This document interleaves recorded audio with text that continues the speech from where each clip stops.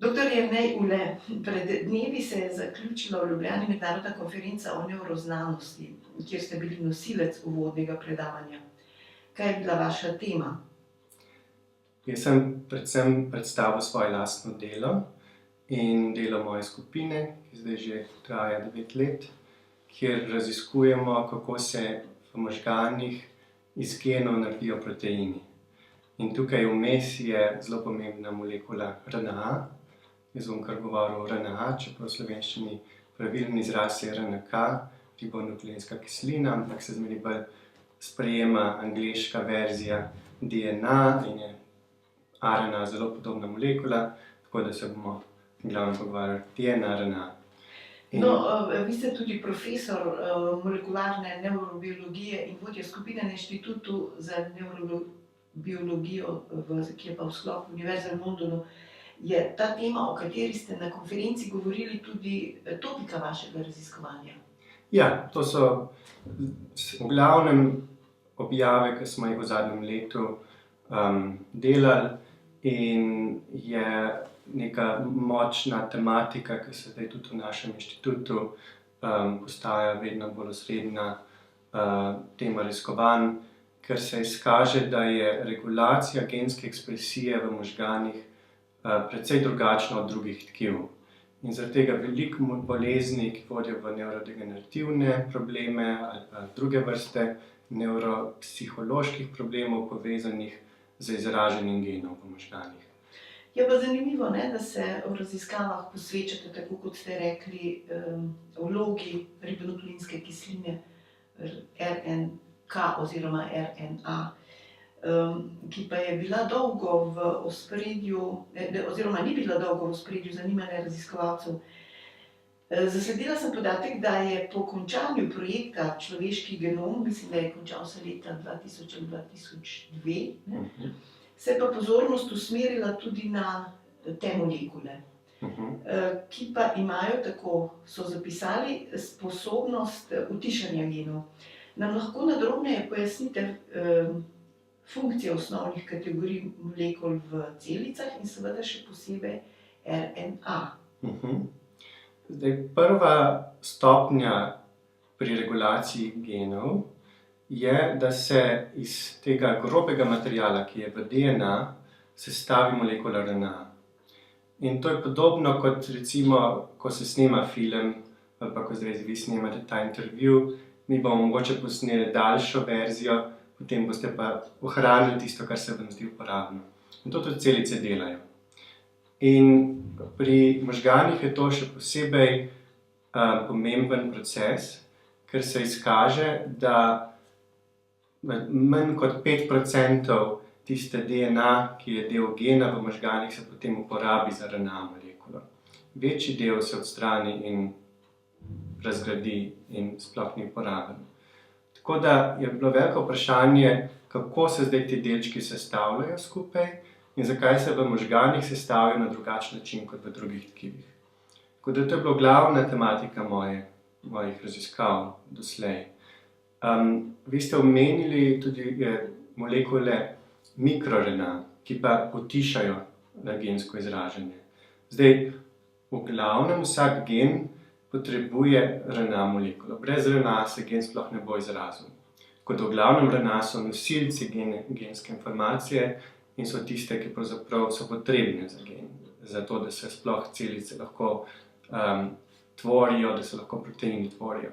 Poleg teh imamo pa še veliko množico določenih RNA molekul, ki pa regulirajo druge molekule, ki se pa vežejo drugo na drugo. In tukaj se pa tvorijo zelo zanimive mreže, kjer se lahko celice odzivajo na spremembe znotraj celice, na spremembe izven celice, kadar se spomin tvori, se lahko v določenem delu celice potem iz RNA naredi protein. In to je pa tisti signal, ki bo rekel, ta spomin se mora zdaj ohraniti. Tako da RNA je vključena v vse procese v možganih.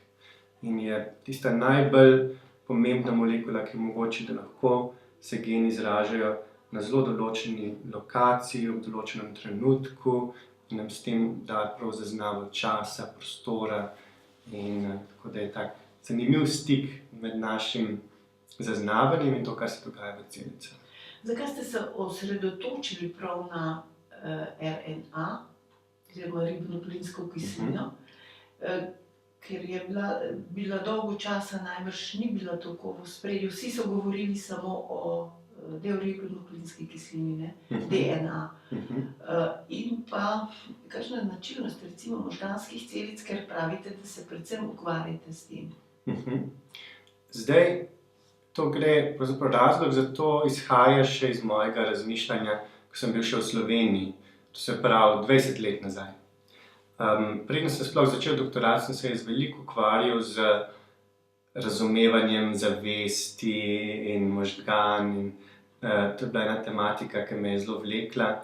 Delno zaradi tega, ker imam v bližini ljudi, ki so se podobnimi stvarmi ukvarjali. Moj oče je filozof, mama je sociolog, Aljaž, brat je teorija iger in take sociološko-ekonomske stvari, ki so zanimive. Tako da sem bil zmeraj nekako izpostavljen tem vprašanjem, kdo sem, kako name vplivajo stvari in tako. In takrat sem že pisal neke članke za to očetovo revijo o tem, kaj je zavest in te stvari. Tako da možgani so me zmeraj vlekli, to je tista stvar, ki sem jo zmeraj hotel delati. Po drugi strani me je pa zmeraj zanimala narava, pa vrtnarjenje, pa tako, že danes sem cel dan na vrtu bil zjutraj. In tako da sem to nekako hotel povezati. Ampak je pa to zelo velika razdalja med tem, kako razumeti delovanje celic in kaj se pa dejansko dogaja z našo zavestjo. Tako da nisem čisto dobro vedel, kako to združiti. In tretja stvar, s katero sem se ukvarjal, je pa veliko slikanje, pa umetnost in take stvari. In tekom slikanja, ena stvar, ki sem jo pogruntal, je, da za neko uspešno umetnost je treba zmeraj gledati celoto. Imel sem enega zelo finega učitelja slikanja, ker nas je neki take vrste renesančni slikarstvo učil in nas je zelo vežbal, da se nikoli ne smemo spraviti v kakšen detajl, ampak moraš zmeraj gledati, kako celota stoji. In nekako sem jaz premišljal, kako bi zdaj jaz lahko na tak način, ker sem se naučil pri umetnosti, tudi v znanosti pristopil. Tako da smo pol, ko sem začel v New Yorku, po eni strani sem bil zelo preplašen, pa sem mislil, kako bom jaz zdaj to tam iz Slovenije se znajdel in tako. Tako da sem rekel, dajmo najprej začeti s tistim, kar znam dobro. In jaz sem to diplomski študij delal pri Jani Plemenitaš na biokemiji. In ona je bila sijajna v biokemiji in vse te proteinske analize obnašanja proteinov in zelo natančno radioaktivno merjenje raznih aktivnosti in tako. V tem sem bil dober. In sem rekel, ok, začnimo z nečem, kar znam dobro. Tako da sem šel najprej v eno skupino, ki so delali veliko s proteini. In sem delal podobne stvari kot prej, podobne tehnike, tako da sem nekako malo pogruntal, kako to vse deluje, kako ljudje razmišljajo v tujini. Te večje skupine, tam je bila skupina, ki je 50 ljudi delala v eni sami skupini in kako to pravzaprav ljudje sploh sodelujejo, kako razmišljajo, kdo se odloča in tako. Začel z nekim, kar sem si sigurno počutil, ampak hkrati sem pa lahko počasi razvil tudi ta sociološki pristop k znanosti, kdo se sploh odloča in kako tukaj sploh razmišljati in tako. Tako da sem najprej 1 leto pa pol delal na proteinskih stvarih, ki se tičejo biologije. Ampak problem je bil tam, da pri proteinih še zmeraj moraš vsakega posebej izmeriti. Zelo je težko nek celostni pristop razviti. So neke metode, kot recimo masna spektroskopija, ampak še zmeraj niso toliko kvantifikativne, saj v tistem času niso bile, zdaj že 15 let nazaj, da bi lahko, pa tudi zelo so drage bile in tako, da si nisem mogel privoščiti, da bi lahko res v različnih časovnih obdobjih ali pa različnih stimulusih v možganih lahko preveril, kako se stvari zdaj spreminjajo ali pa odzivajo v celici. Hkrati se pa takrat genom sekveniral. In sekveniranje je bila pa ena stvar, ki je pa že takrat postajala zmeraj bolj dostopna, zmeraj cenejša. In tako da sem takrat zelo v pogovorih z drugimi študenti, veliko se je pogovarjal o tem, neko si začutil, v zraku je bilo nekaj se bo tukaj zdaj, to bo zdaj ena nova stvar v biologiji in nove stvari se bo odprle s tem genomom. In sem rekel, dajmo to skočiti noter, to nov bazen, novo lužo In RNA je bila ena molekula, o kateri se je veliko govorili, pa malo vedeli. In za nekoga, ki začenja svojo kariero v biologiji in hoče nekaj odpreti, nekaj novega, ki se bo lahko pa leta in leta naprej delal, je bila to dobra priložnost.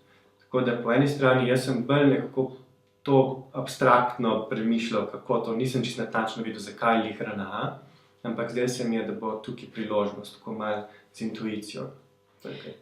Kaj se pa zgodi, če molekula RNA ne deluje tako, kot mora?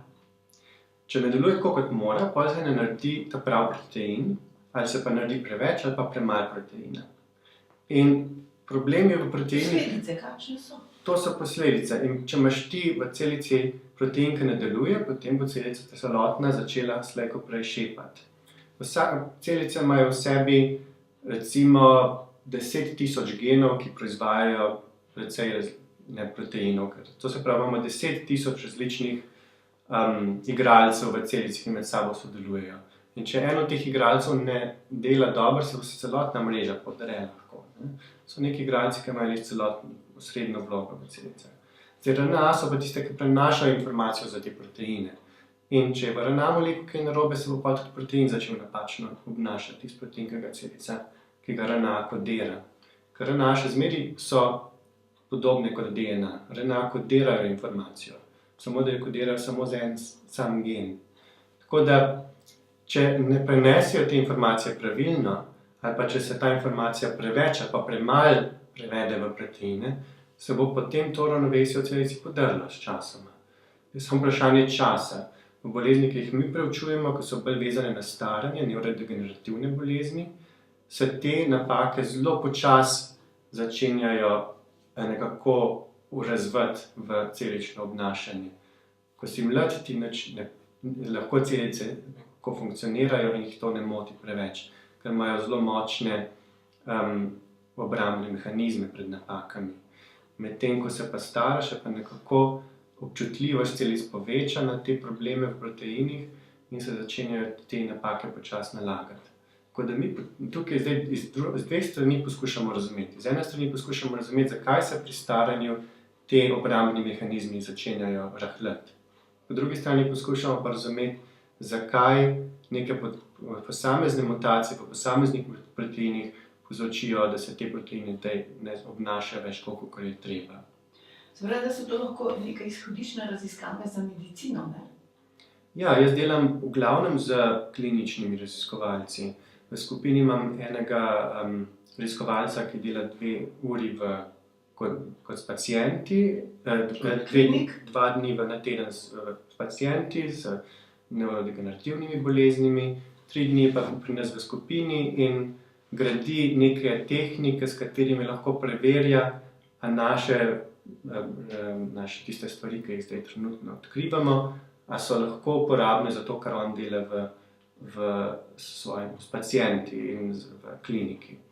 Pa mislite, da obstajajo neke prospekcije recimo v prihodnjih, ne vem, desetletjih, da bo to recimo imelo nek učinek glede, ne vem, nekih zdravil ali kakorkoli? Ja, vsekakor.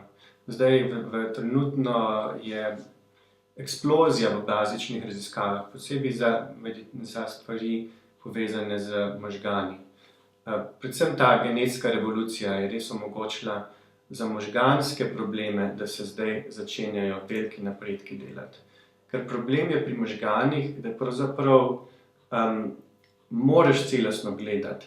Recimo pri ostalih boleznih, kot primer raku, v 90-ih letih se je velik napredek že naredil pri razumevanju raka.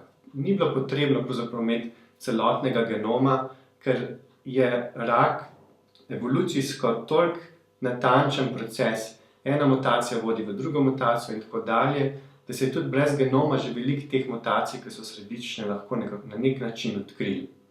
In tako da je osnovno razumevanje mehanizmov raka se je že več ali manj odkril v 90-ih letih.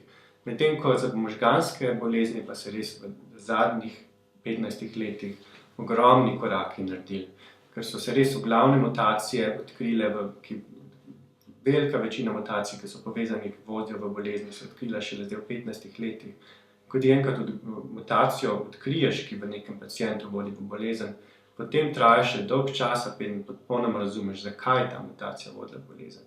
In potem, ko razumeš, zakaj, potem moraš seveda začeti razvijati zdravilo za to in pristope. In zdaj so tudi pristopi lahko zelo različni. Zdaj imamo zarodne celice, imamo različne genetske pristope, poleg farmakoloških pristopov.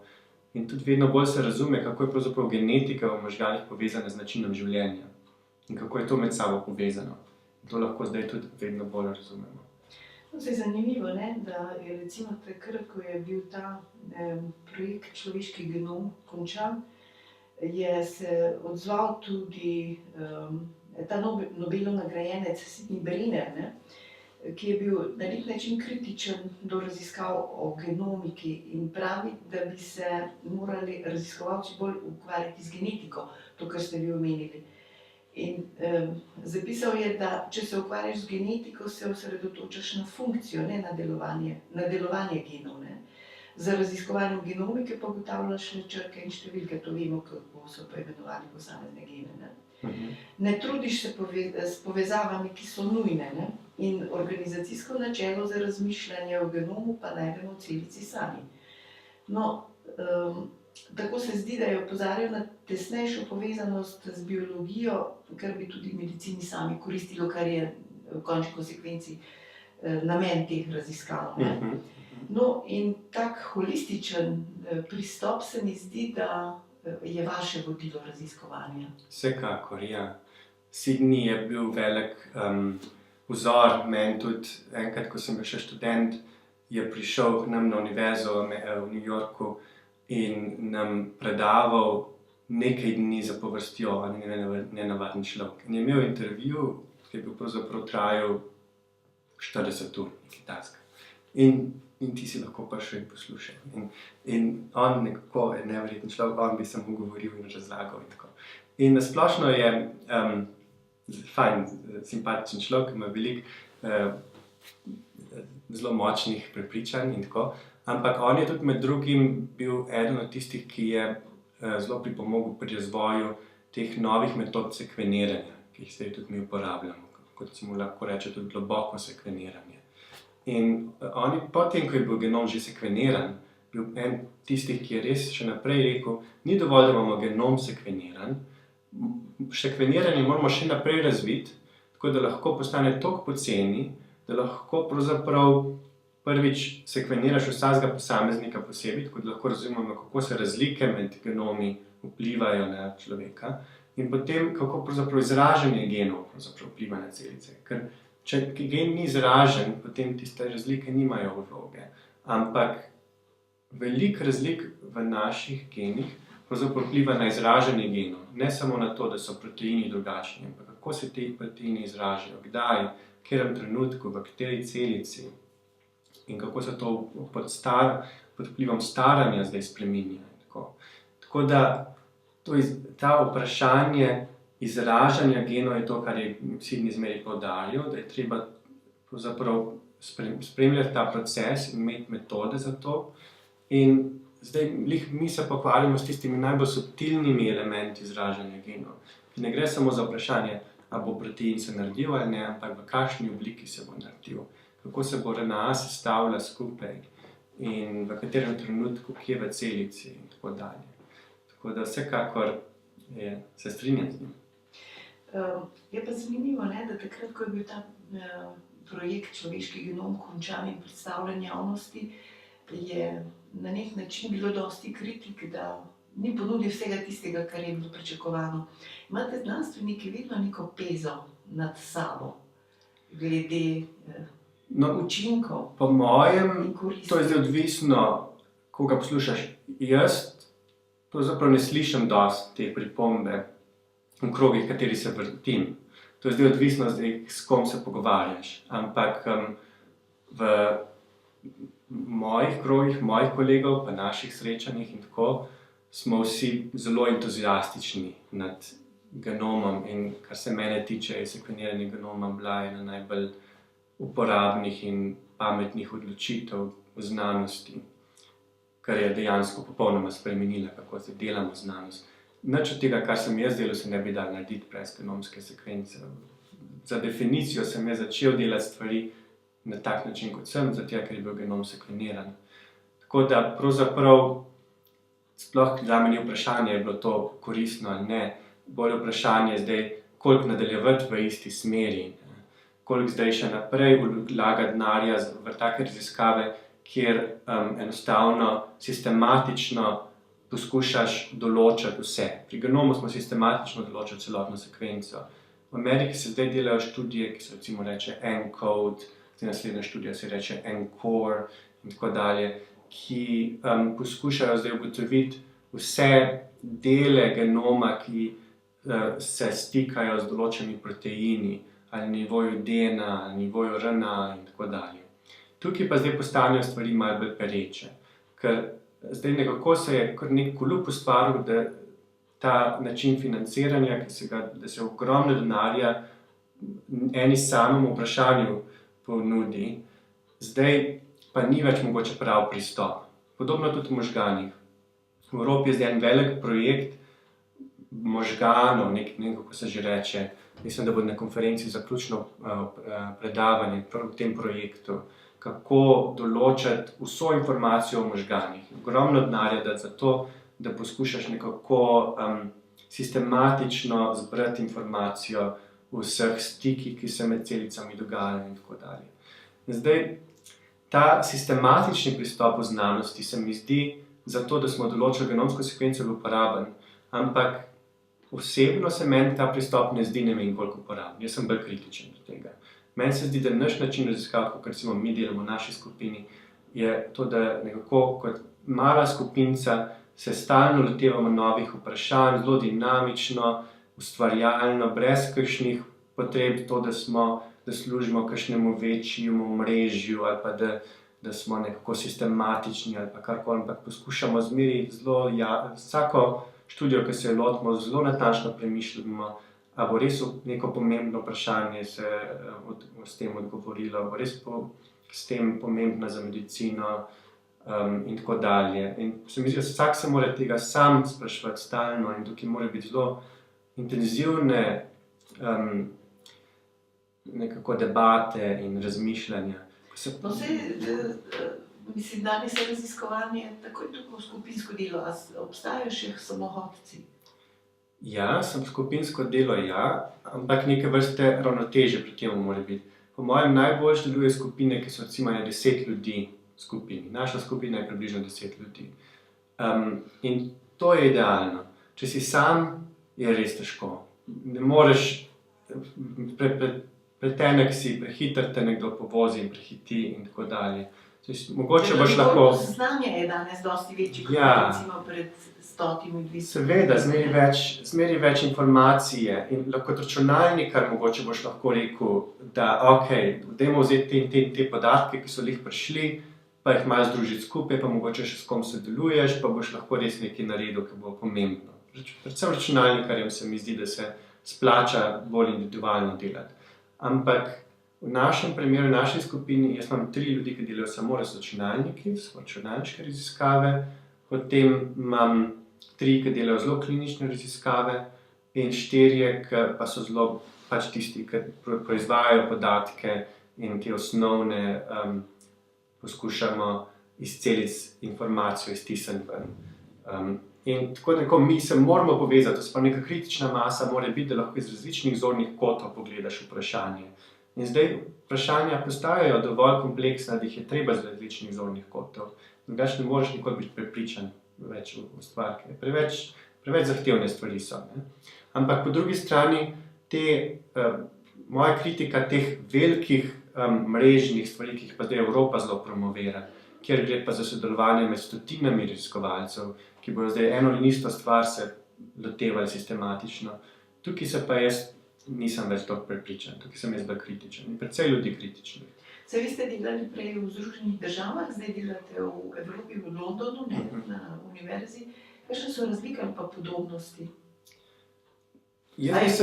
Evropa bolj megalomanskih projektov se loteva? Jaz bi rekel, v glavnem več vidim podobnosti v našem sistemu. Mislim, da je Anglija in Amerika precej podobna, mogoče več razlik med Anglijo in Nemčijo, kot pa med Anglijo in Ameriko. Ampak po mojem je to bolj nek tak zvezen sistem. Vsak se drug od drugega zelo uči. Anglija se zelo uči od Amerike in poskuša še zmeraj neke stvari, ki jih Anglija dela dobro. Anglija ima neko tradicijo, se te tradicije poskuša bolj držati. V Ameriki se zmeraj vsake stvari poskuša zmeraj na novo, kar včasih pretiravajo s tem. Tako da Anglija poskuša tudi malo bolj to ravnotežje loviti. Po drugi strani je pa tudi res, da se v Evropi mogoče malo preveč te tradicije držimo. Poskušamo preveč sistematično vse, pa klasificirati vse in tako, namesto da bi včasih malo stopili ven iz svoje kože, pa poskušali na nov način, malo vse na svež način in tako. Ampak se mi ne zdijo razlike toliko velike, pravzaprav. Se mi zdi v glavnem, moj prestop iz Anglije v Anglijo je bil zelo nežen in sem zelo zadovoljen s tem, da sem v Angliji zdaj. Nič ne pogrešam ameriškega načina raziskovanja. Kako bi ocenili recimo ta govor, nenehen govor v bistvu o odlivu možganov? To se v Sloveniji predvsem govori o tem. Vidim pa, da mladi znanstveniki to sploh ne jemljajo kot problem. No, zdaj eno stvar bi Vi ste poudaril. sami seveda odšli in tako. Jaz sem sicer nazaj v Evropo prišel, ne? Zdaj vprašanje, kaj gledaš, ampak jaz sem šel v Ameriko, pa nazaj v Evropo prišel. Evropa je zdaj začela ta projekt European Research Council in to je bil velik razlog za to, da sem nazaj prišel v Evropo. Ne? In pravzaprav takrat, ko sem jaz nazaj prišel, je veliko prišlo Američanov tudi. Veliko mojih kolegov je Američanov v Angliji. Prav zaradi tega, ker so dobili ta European Research Council projekt. Ta IRC je bil res za Evropo ključna točka. To je bila izredno pametna odločitev za Evropo, kjer so potegnili iz Amerike celo generacijo najboljših mladih znanstvenikov. Tako da trenutno se Amerika pritožuje za odliv možganov iz Amerike v Evropo in na Kitajsko. Kitajci so svoje nazaj vzeli, te najboljše te mlade raziskovalce, in Evropa je bila zelo pametna pri tem, tako da so trenutno te najboljši mladi raziskovalci v Evropi. Zdaj ima Amerika je še zmeraj ta najboljša v tistih prestižnih, velikih skupinah, ki zdaj trenutno mogoče še Nobelove pobirajo, ampak moja generacija, mojih kolegov v Ameriki se blazno pritožuje. Ker grem jaz v Ameriko, mi zavidajo še pa še. Tako da Evropa je sijajno strategijo naredila, se mi zdi, da imamo ful bodočnost zdaj. Naša generacija si je zgradila eno močno mrežo, med sabo se podpiramo, nekako ta IRC zdaj še naprej, sem na začetni IRC, zdaj vmesni IRC in neko kritično maso tistih vrhunskih mladih raziskovalcev Evropa zdaj zgradila. Meni se zdi zdaj največje vprašanje je zdaj, kako se bo to povezati po celotni Evropi, ker se še zmeraj gre tu zdaj veliko spremembo med Zahodno Evropo pa Vzhodno Evropo, pa Severno in Južno. Recimo največ Italijanov ima te IRC projektov, ampak skoraj vsi so v Angliji, v Italiji skoraj nobenega Italijana nima, ki bi IRC projekt imel. Podobno za Slovenijo. Ampak največje vprašanje je zdaj, kako to res vrhunsko znanost prenesti povsod. Ker trenutno, kar se mi zdi, da Evropa poskuša delati, da to prenos poskuša prek teh velikih mrežnih sodelovanj, kjer pospešuje to, da bi lahko recimo iz Slovenije ljudje sodelovali z Anglijo. Mi tudi poskušamo, jaz veliko s Slovenijo sodelujem, veliko se to prenaša znanje in to deluje. Ampak še zmeraj je pa vprašanje, kako se bodo tiste res vrhunske IRC projekti izpostavili tudi v državah, kjer mogoče še nimajo toliko teh projektov, kjer mogoče še ni okolje pa tradicija to. In ta preskok se mi zdi, da je zdaj ključen trenutno. Vprašanje denarja, vprašanje financ je nenehno pereče tudi v znanosti. Ne? In zanimivo je, da obstaja seveda tudi težnja po tržno uspešnem raziskovanju in vse več znanstvenikov sredstva za raziskave išče tudi, se obrača tako direktno na javnost, na ljudi in zbira denar preko teh omrežij. Poznamo Kickstarter in tako naprej. Kakšno je vaše mnenje o tem? Obstajajo kakšne prednosti ali pa tudi mnogo skritih pasti? No, zaenkrat bi jaz predvsem videl prednosti. Kickstarter je ena varianta.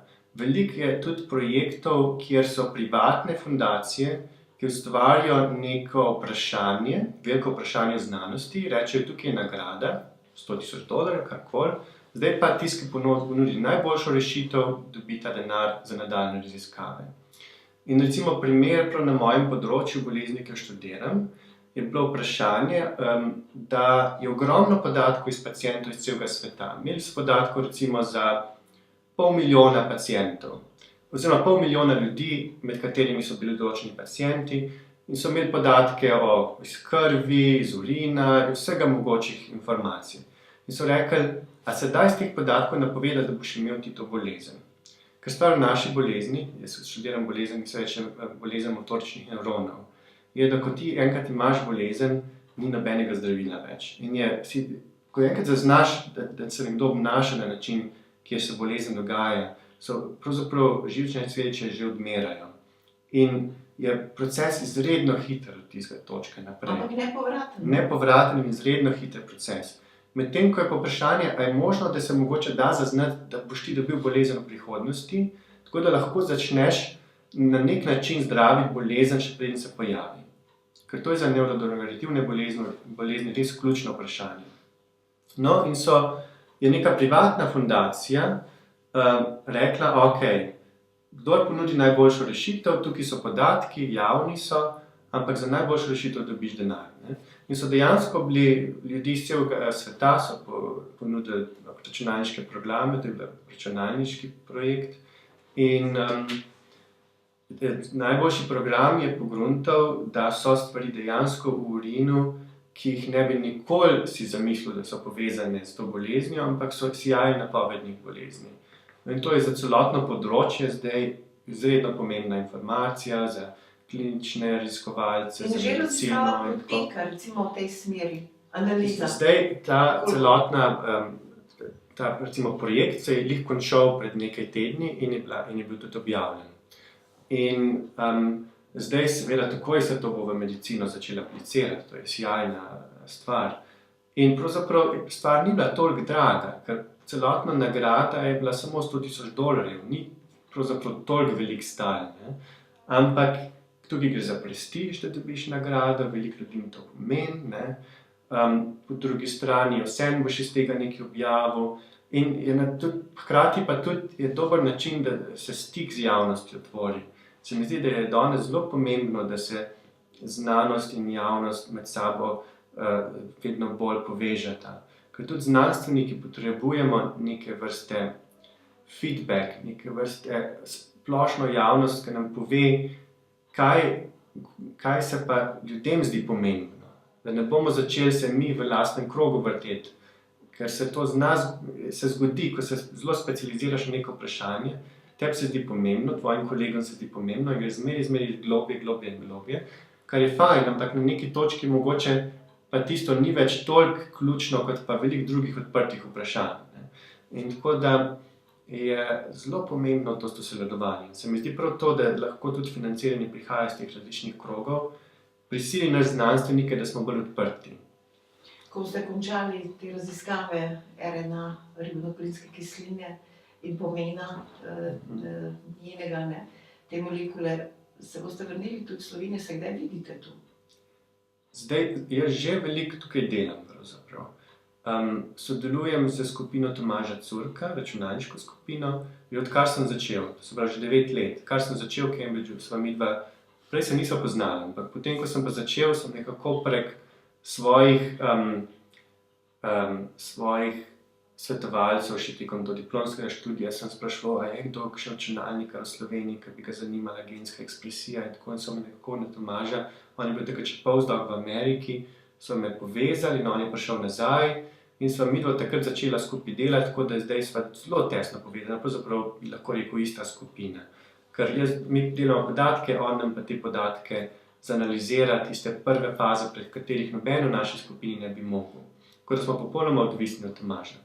No, in imamo skupni RRS projekt, del mojih IRC financiranja tudi šlo k Tomažu in se vedno več povezujemo in tudi on postaja neka osrednja mreža za vse ostale evropske projekte, ki uporabljajo podobne metode kot mi. Tako da, kljub temu, da jaz fizično mogoče sam nisem zaposlen v Sloveniji, se mi zdi, da delno delam v Sloveniji. Oziroma delno sem tudi zaposlen prek tega skupnega RRS projekta. Tako da bi rekel, da jaz se že zdaj vidim, kot da sem zaposlen v Sloveniji na nek način in bi rad zmerno več. Ampak hkrati se mi pa zdi, da ni nujno, da si ti 100% nekje, zato da največ dodaš neko vrednost znanosti in tako. Se znanost je globalna, drugače pa... Znanost je ena znanost, ne? Znanje je eno znanje. In meni se zdi, da s tem, da imam jaz zdaj to izkušnjo tujine, svoje povezave v tujini, lahko jaz največ pripomorem to, da prav to, kako v Sloveniji in državah, ki mogoče še nimajo teh najvišjih vrhunskih projektov, lahko to vzpostavimo. Tako da jaz tega verjetno ne bi mogel narediti, če bi zdaj rekel, ok, dan na noč jaz pridem v Slovenijo. Ker je prevelik skok, da bi jaz lahko naenkrat vzpostavil celotno to kompleksno mrežo interakcij in hitrih, ker se mora to zelo hitro odvijati in tako, ne. Preden se jaz tukaj v slovenski sistem navadim, pa noter vpletem, nekaj časa traja. Tako da jaz skozi delam na tem, ampak poskušam to na tak način, da bi vsem stalno dvigoval raven raziskovanj in razmišljanja in tako, da bi lahko čim več, ampak poskušam seveda čim več. Meni se zdi, da to je poslanstvo vseh v Evropi, ki so na vrhunskih inštitucijah, da stalno poskušajo podoben način delovanja in znanja tudi drugje vzpostaviti in tako. Ker na nek način mi smo zelo omejeni s prostorom. Kjer sem jaz trenutno, imamo za 10 ljudi eno samo mizo za delo. Medtem ko tukaj v Sloveniji bi gotovo naši pogoji za delo bi boljši. Pravzaprav.